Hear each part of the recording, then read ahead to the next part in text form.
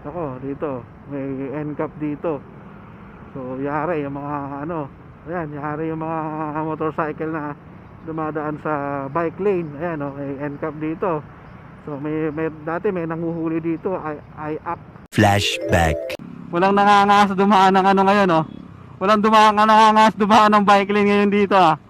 Kasi sigurado may huli doon. Ayun, oh, may huli. Kitang kita. Ay, nagbabantay. Oh, di ba? Sa KFC. Nahulaan ng putik. Active ngayon yan. May media ba? Yun, may media. Andito sila ngayon. Di ba? Sa may KFC ang pestuhan nila dati. So ngayon may NCAP na. So yan, ang dami nila mahuhuli dyan. Posible na mahuli. Di ba? O mapitikan ng camera nila. Yan, may NCAP signage. May NCAP dyan, ha. So kung familiar kayo sa lugar na to, dati nung naka-TRO ang NCAP, ang nahuhuli dyan, ang nanguhuli at bantay dyan ay up dun sa KFC ang pestuhan nila. So panoorin nyo yung mga video ni Gadget Addict. Si Gadget Addict lagi, madalas ko nakikita dito nung active yung panghuhuli sa bike lane.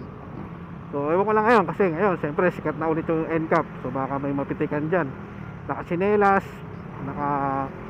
ang tawag sa ganung helmet, nutshell helmet, mapitikan kayo dyan. Bike lane, ayan, bike lane. Ayun pa, may bangketa nga, may dumadaan sa bangketa eh.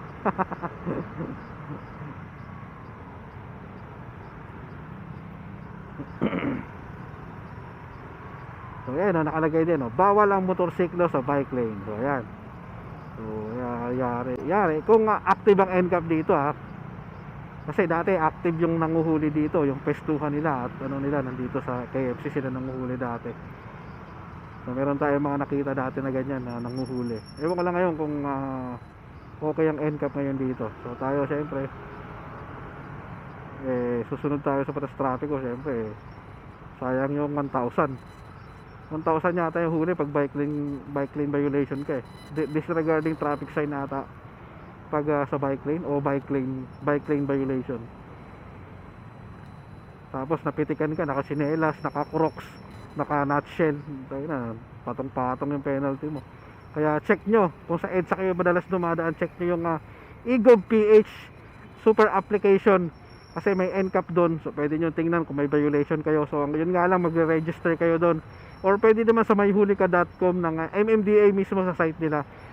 Doon ano lang, itatype nyo lang yung ano nyo, itatype nyo lang yung plaka nyo tsaka MB file nyo para makita nyo kung may violation kayo o napitikan kayo ng NCAP ng MMDA. So dito kasi active ang NCAP sa EDSA, lalo na sa EDSA busway. So baka lang napapadaan kayo madalas sa EDSA. So check nyo na, baka mamaya magulat na lang kayo na ang dami nyo na palang babayaran dahil sa mga patong-patong na violation nyo. Kaya check nyo na lang. Yan, magandang umaga. Ayan, mayroon dito signage na no contact apprehension. Marami dito na signage, kaya makikita nyo kung may NCAP. Ayun, CCTV camera in operation. Meron diyan kulay pula, signage, NCAP.